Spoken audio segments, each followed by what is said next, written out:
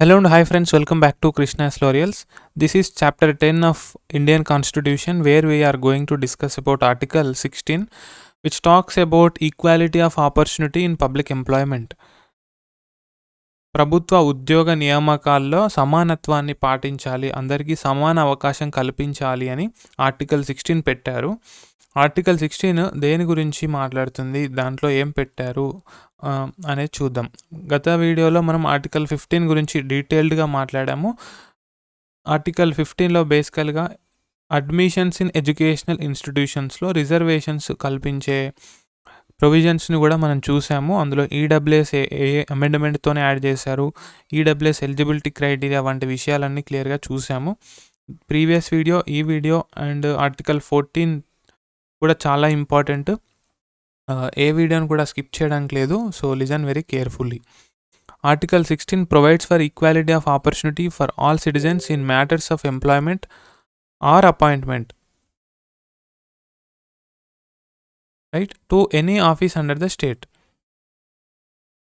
Public ఎంప్లాయ్మెంట్లో సమానత్వం పాటించాలి, అందరికీ సమాన అవకాశాలు కల్పించాలి అని ఆర్టికల్ 16 చెప్తుందన్నమాట. No citizen can be discriminated against or be ineligible for any employment or office under the state on grounds only of religion, race, caste, sex, descent, place of birth are residence. ఈ grounds ఆధారంగా ఎవరికి వివక్షత చూపించకూడదు ఉద్యోగ నియామకాల్లో. కాకపోతే 4 మినహాయింపులు ఉన్నాయి. Number 1, parliament can prescribe residence as a condition for certain employment or appointment in a state or union territory or local authority or other authority. Residence, మీరు నివాసం ఉంటున్నటువంటి ప్రదేశాన్ని ఆధారంగా చేసుకొని వివక్షత అనేది చూపించవచ్చు. ఫర్ ఎగ్జాంపుల్, తెలంగాణ ఉద్యోగాలకి తెలంగాణ విద్యార్థులే అర్హులు, వేరే స్టేట్ వాళ్ళు కూడా రాసుకుంటే అప్పుడు తెలంగాణ విద్యార్థులు నష్టపోయే అవకాశం ఉంది కదా. సో రెసిడెన్స్ కండిషన్గా ఉండొచ్చు కొన్ని ఎంప్లాయ్మెంట్స్కి, ఇన్ స్టేట్ అయినా, యూనియన్ టెరిటరీ అయినా, లోకల్ అథారిటీ అయినా, అదర్ అథారిటీలో అయినా అని చెప్తుంది. Who can prescribe? Parliament can prescribe. అయితే public employment requirement as to resident act of 1957 ఇదివరకు ఉండేది. సో దీని ప్రకారం రెసిడెన్స్ ఒక కండిషన్గా ఉండేదన్నమాట. ఇది 1974లో ఎక్స్పైర్ అయిపోయింది. ఏ స్టేట్కి ఇప్పుడు అటువంటి ప్రొవిజన్ అయితే లేదు, కానీ ఆంధ్రప్రదేశ్ అండ్ తెలంగాణలో మాత్రం ఉంది అని చెప్తుంది అనమాట. Next, the state can provide for reservation of appointments or post in favour of any backward class that is not adequately represented in the state services. వెనుకబడిన తరగతులకి రిజర్వేషన్ కల్పించవచ్చు. Next, A law can provide that the incumbent of an office related to religious or denominational institution or a member of its governing body should belong to the particular religion or denomination. ఏదైనా మతపరమైన సంస్థలకి ఆ మతానికి సంబంధించిన పెద్దలు లేదా అర్హత కలిగిన వారే నియమింపబడడానికి అవకాశం ఉంటుంది. వేరే మతానికి సంబంధించిన వాళ్ళు అర్హులు కాదు, అలా చెప్పొచ్చు, తప్పేం కాదు. ఫర్ ఎగ్జాంపుల్, ఒక గుడిలో ఒక పంతులు పూజలు చేయాలి, ఒక చర్చ్లో ఒక ప్రీస్ట్ పూజలు చేయాలి, ఆ విధంగా అనమాట. He must be a Christian and he must be a Hindu, ఆ విధంగా పెట్టొచ్చు. The state is permitted to make provision for the reservation of up to 10% of appointments or post in favour of any economically weaker sections of citizens. ఆర్థికంగా వెనుకబడిన తరగతులకి 10% రిజర్వేషన్లు state కల్పించవచ్చు. This reservation of up to 10% would be in addition to the existing reservation. అప్పటికే ఉన్నటువంటి reservation అదనంగా ఈ 10% అనమాట. దాంట్లో అడ్జస్ట్ చేస్తూ ఈ 10% తీయలేదు. It will be an addition to the existing reservation. For this purpose the EWS would be notified by the state. అసలు ఈడబ్ల్యూఎస్ని స్టేట్ గుర్తిస్తుంది. కండిషన్స్ ఏంటి, మీరు ఈడబ్ల్యూఎస్ కిందకి రావాలంటే కొన్ని ఎలిజిబిలిటీ కండిషన్స్ని సాటిస్ఫై చేయాలి. అవేంటో మనం ఆర్టికల్ 15లో డిస్కస్ చేసాము. తర్వాత Mandal commission. In 1979 Morarji Desai government second backward class కమిషన్ని under the chairmanship of B P Mandal appoint చేసింది. అయితే ఆర్టికల్ 340 ప్రకారం నియమించిన ఈ కమిషన్ బ్యాక్వర్డ్ క్లాసెస్ గురించి కొన్ని విషయాలు అయితే చెప్పిందనమాట. దీని యొక్క రిపోర్టు 1980లో సబ్మిట్ చేశారు. ఇందులో మొత్తం 3743 సుమారు socially and educationally backward classes ఉన్నాయి భారతదేశంలో అని చెప్పారు. ఇన్ని క్యాస్ట్లు. అయితే ఇవన్నీ ఈ పాపులేషన్ అంతా కలిపితే 52% వస్తుందన్నమాట దేశంలో. ఎస్సీని ఎస్టీని కలపకుండానే 52% దేశంలో ఉన్నారు ఈ వెనుకబడిన తరగతులు, socially and educationally backward classes అని చెప్పిందనమాట. ఎవరు? BP mandal commission. దీన్నే సెకండ్ బ్యాక్వర్డ్ క్లాసెస్ కమిషన్ అంటారు. మరి ఫస్ట్ బ్యాక్వర్డ్ క్లాసెస్ కమిషన్ కూడా ఉందా సార్ అంటే ఉంది. దాని చైర్మన్ ఎవరు అనేది తెలుసుకొని కామెంట్ చేయండి. The commission recommended for reservation of up to 27% government jobs for the other backward classes. Okay, అది రికమెండేషన్స్ ఇచ్చింది, కొన్ని సూచనలు. 27% రిజర్వేషన్లు ఓబీసీస్కి కల్పించాలి అని చెప్పింది. టోటల్ రిజర్వేషన్స్ అప్పుడు 50%కి మించవు అని చెప్పింది అనమాట. అయితే 1990లో వీపీ సింగ్ గవర్నమెంట్ వచ్చింది. వాళ్ళు 27% రిజర్వేషన్ ఓబీసీస్కి కల్పించారు ఫైనల్గా. 1991లో తర్వాత నరసింహారావు గవర్నమెంట్ వచ్చింది. 2 చేంజెస్ తీసుకొని వచ్చింది. అదేంటి అంటే, ఒకటి ఓబీసీస్లో పూరర్ సెక్షన్స్ ఉంటారు కదా, వారికి 27% చెందాలి. ఎకనామిక్ క్రైటీరియాని రిజర్వేషన్లో ఒక భాగం చేయాలి అని చెప్పిందనమాట. ఓబీసీస్లో కూడా వెల్ సెటిల్డ్ ఉండొచ్చు, ధనవంతులు ఉండొచ్చు, వారికి కాకుండా పూర్ ఎవరైతే నిజంగా వెనుకబడి ఉన్నారో వారికి మాత్రమే ఎకనామిక్ క్రైటీరియా ఆధారంగా రిజర్వేషన్ ఇవ్వాలని చెప్పింది. Reservation of another 10% of jobs for poorer economically backward sections of higher caste who are not covered by an existing schemes of reservation. ఇంకో ప్రతిపాదన ఏం చేసిందంటే, మనం అడ్వాన్స్డ్ అనుకుంటున్నటువంటి క్యాస్ట్లలో కూడా కొందరు వెనుకబడి ఉండొచ్చు. ఉన్నత వర్గాలుగా చెలామణి అవుతున్నటువంటి ఓసీల్లో కూడా పేదవారు ఉంటారు. వారికి 10% జాబ్స్ కల్పించే ఆలోచన చేసిందనమాట. ఎవరు? Narasimha Rao government.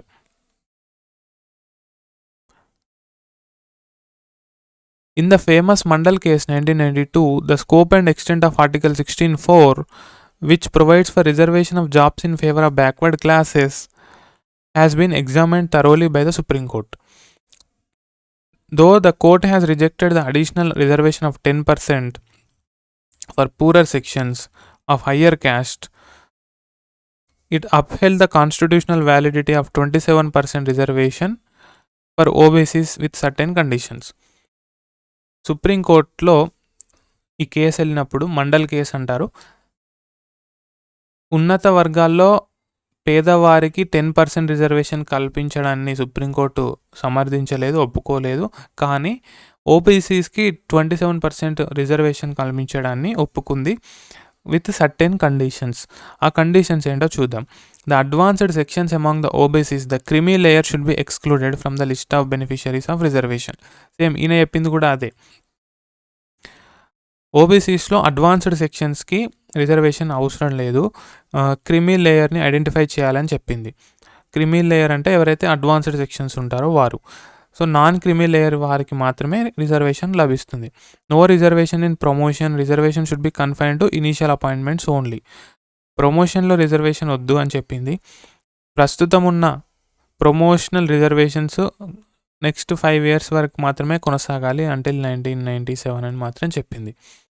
The total reserved quota should not exceed 50% except in some extraordinary situations. మొత్తం రిజర్వేషన్ కలిపినా కూడా అందరివి కలిపితే 50%కి మించొద్దు అని చెప్పింది. 100 పోస్టులు ఉంటే అందులో 50 వరకు మాత్రమే రిజర్వేషన్ ద్వారా ఫిల్ అవ్వాలి, మిగతావన్నీ ఓపెన్లో ఫిల్ అవ్వాలని చెప్పింది. The carry forward rule in case of unfilled or backlog vacancies is valid, but it should not violate 50% rule.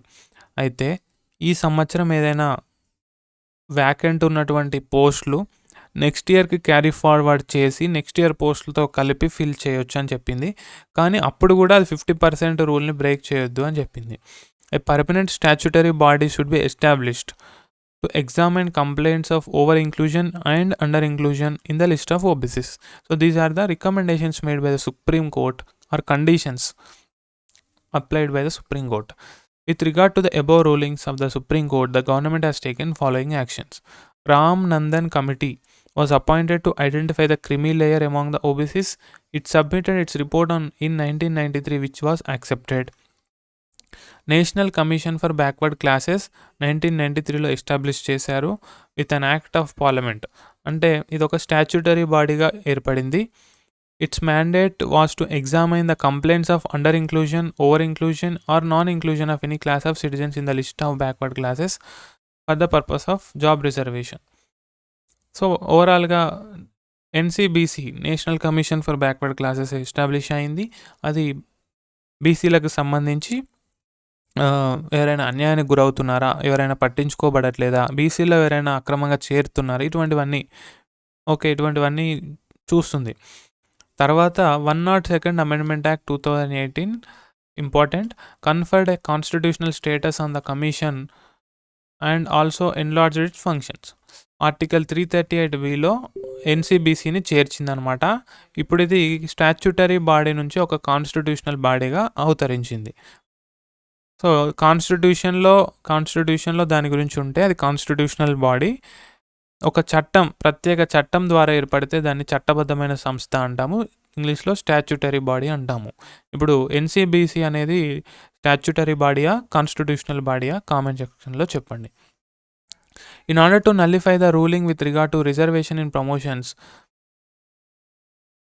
The amendment act was enacted in 1995, 77th. Supreme court ఏం చెప్పింది, ప్రమోషన్స్లో రిజర్వేషన్ అవసరం లేదని చెప్పింది. కానీ వీళ్ళు ఏం చేశారంటే 77th అమెండ్మెంట్ యాక్ట్ తీసుకొని వచ్చి ఆర్టికల్ 16లో ఒక ప్రొవిజన్ పెట్టారు. దాని ద్వారా రిజర్వేషన్లో కూడా ఎస్సీ ఎస్టీలకి ఎవరైతే అడిక్వేట్గా రిప్రజెంట్ చేయబడలేదో వాళ్ళకి ప్రమోషన్లో కూడా రిజర్వేషన్ ఇవ్వచ్చు అని చెప్పింది అనమాట. చూడండి ఎలా ఉందో పరిస్థితి. అంటే ఒక కాన్స్టిట్యూషనల్ ప్రొసీజర్ ద్వారానే సుప్రీంకోర్టు చెప్పినటువంటి దాన్ని కూడా మనం విరుద్ధంగా వెళ్ళే అవకాశం ఉంది, జరిగింది. The 85th amendment act of 2001 provides for consequential seniority in the case of promotion by virtue of rule of reservation. The 85th amendment act 2001, okay, ఇది కూడా ఇంపార్టెంట్. 77th అండ్ 85th ఇందాక చూస్తే 102nd. సో ఈ amendments అన్నీ గుర్తుపెట్టుకోవాలి. Committee పేర్లు అవన్నీ very important, ఎగ్జామ్లో అడిగే అవకాశం ఉంది.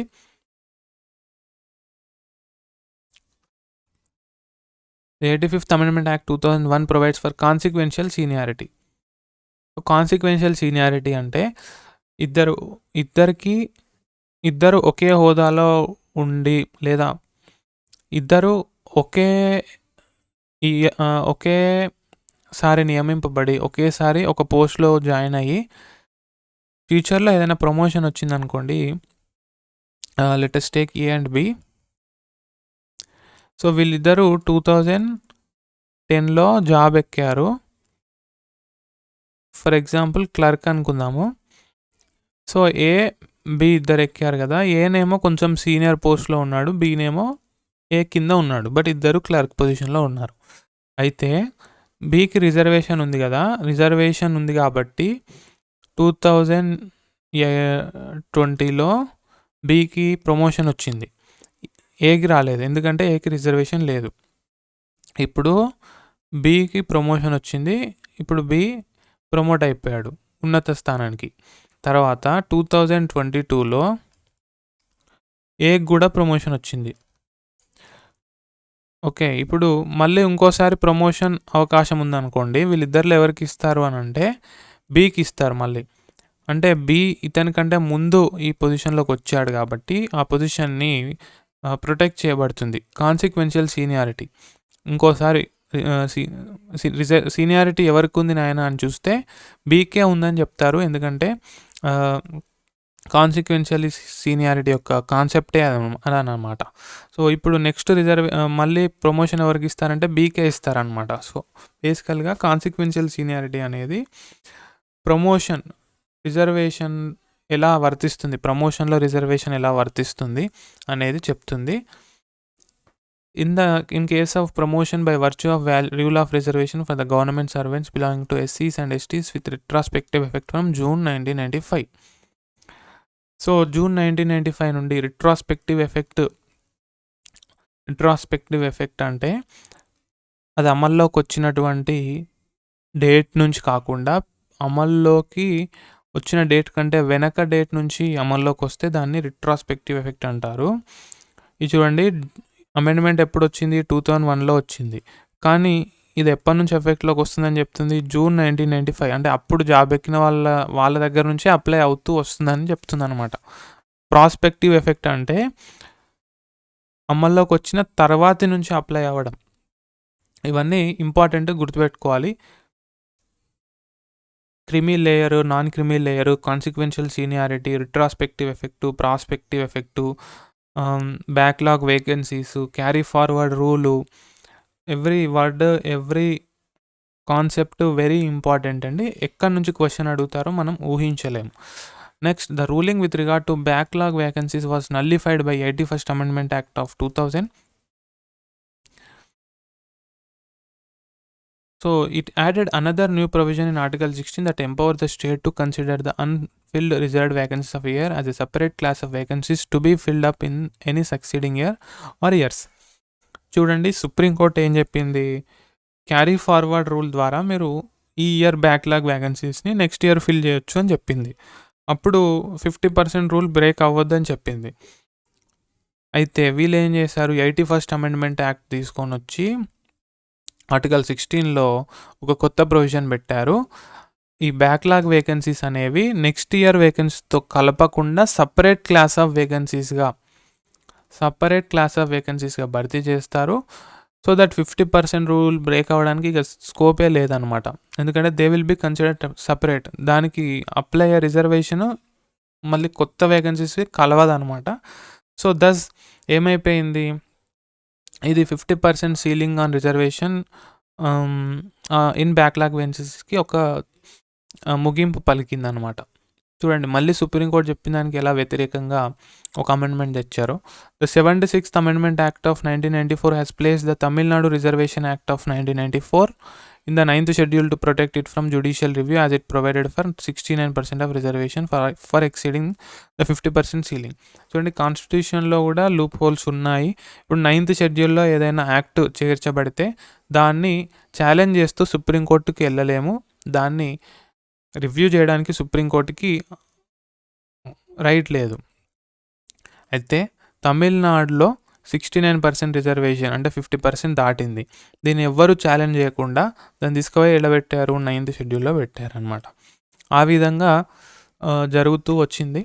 The above exception d was added by 103rd Amendment Act 2019. దేని గురించి? ఈడబ్ల్యూఎస్ సెక్షన్స్ గురించి. Amendment act 103rd year 2019. The benefit of this reservation can be availed by the persons belonging to EWS who are not covered under any of the existing schemes of reservations for SCs, STs and OBCs. The eligibility criteria laid down in this regard has already been explained under Article 15. Okay, I have explained you the eligibility criteria in Article 15. అయితే ఇందులో మీకు ముఖ్యమైన కొన్ని amendments వచ్చాయి. Amendments ద్వారా ఏం change జరిగిందో చెప్పడం జరిగింది. మీలో అందరికీ ఒక టాస్క్ ఇస్తాను. మీరు ఈ వీడియోలో నేర్చుకున్న అమెండ్మెంట్స్ లిస్ట్ తయారు చేయండి. ఏ అమెండ్మెంట్ ద్వారా ఏం జరిగింది ఒక 1 లైన్ తెలుగులో కానీ ఇంగ్లీష్లో కానీ రాయండి. రాసి కింద కామెంట్ సెక్షన్లో కానీ నాకు ఇన్స్టాగ్రామ్లో కానీ పెట్టండి. సో పెట్టిన వారికి I will definitely do something. I will really appreciate it. So after all, it is for your benefit only, but let's see who will send and who will sit idle. Further, the scientific and technical post which satisfy all the following conditions can be exempted from the purview of this reservation. అయితే article 16లో ఉన్న reservation ఇవన్నీ కూడా scientific technical పోస్ట్కి కొన్నిటికి apply అవ్వవు. పూర్తిగా అర్హత ఆధారంగా, మార్కుల ఆధారంగా, వాళ్ళ స్కిల్స్ ఆధారంగా నియమించబడే కొన్ని పోస్టులు ఉంటాయి. దాంట్లో రిజర్వేషనే ఉండదు అసలు. ఇంకా మీరు క్యాష్తో సంబంధం లేదు. అటువంటి పోస్టులు ఇక్కడ ఇచ్చారు. కొన్ని సైంటిఫిక్ అండ్ టెక్నికల్ పోస్టులు అనమాట. కొన్ని natural sciences, exact sciences, applied sciences, technology, ఇటువంటి నాలెడ్జ్ కలిగి ఉండాలి. ఆ నాలెడ్జ్ని మనము డ్యూటీస్ చేసేటప్పుడు జాబ్లో ఆ నాలెడ్జ్ ఉపయోగపడాలి. అటువంటి జాబ్స్కి రిజర్వేషన్ ఉండదు. సో అవి ముఖ్యంగా రీసెర్చ్ కండక్ట్ చేయడానికి organising, guiding and directing research ఇటువంటి పొజిషన్స్లో ఉంటాయన్నమాట. దీనికి ఇది ఒక ఎక్సెప్షన్గా గుర్తుపెట్టుకోండి. So here is a quiz 1 for you. I'm not going to read question because it is clearly visible and I don't want to make video more length. So here is quiz 2 and here is quiz 3. So let me know your answers for 3 questions in the comment box. Don't forget to answer. Answering quiz questions will actually help you a lot in practicing and revising what you have learnt. So don't forget to join our Telegram and WhatsApp groups where we keep sending MCQs, important bits, initial offers for mega mock test series and all. Special offers ఏమైనా ఉన్నా అక్కడ పెడతాము. Stay connected in the Instagram and download our Krishna's laurels app where you can avail mega mock test series for TG and AP LAWCET 2025. There are many benefits and bonuses worth thousands of rupees. 300 plus practice bits designed by experts, subject experts, full length mock test, sectional test, previous year papers, special classes like contracts, international law and criminal law for law set and many more. So don't waste your time. So prepare seriously. And let us end this video with a beautiful quotation given by Harry S. Truman. It's amazing what you can accomplish if you do not care who gets the credit. ప్రస్తుత సమాజంలో అందరూ పేరు ప్రఖ్యాతల కోసం పనిచేస్తున్నారు. ఏదైనా పని చేస్తే ఆ క్రెడిట్ ఎవరికి వస్తుంది అన్న ఆలోచన లేకుండా, నాకు వస్తుందా రాదా అన్న ఆలోచన లేకుండా చేస్తే ఆ పని మనం ప్రశాంతంగా చేయొచ్చు, దాన్ని విజయవంతంగా ముగించవచ్చు అని హ్యారీ ఎస్ ట్రూమన్ చెప్తున్నారు. Isn't it true? So that's all in this video guys. I thank you so much for watching. Stay connected. Have a nice day. I will see you in the next video where we will discuss article 17 and 18. Until then, bye bye. Thank you.